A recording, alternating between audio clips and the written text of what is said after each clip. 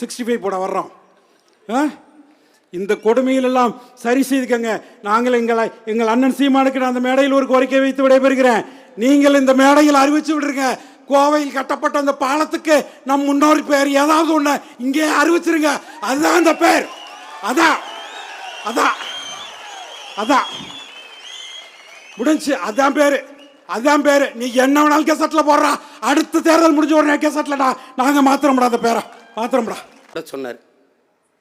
கோவையில் ஐயா ஜிடி நாயுடு அவர் பேரை அந்த 2000 கோடி ஏறக்குறைய 1750 கோடி கிட்ட அரசு காசை செலவு பண்ணி ஒரு மேம்பாலம் கட்டியிருக்கிறாரு. அதற்கு ஜிடி நாயுடு என்ற பெயர் வைக்கிறார். நாயுடு என்பது சாதி பேர் இல்லை, சயின்டிஸ்ட் பேர் என்பதை நான் இப்போதுதான் அவர்கள் சொல்லி அறிகிறேன். எனவே அந்த பாலத்துக்கு பேர் வைக்க மாட்டியா? வைக்க நீ மாட்டாய்.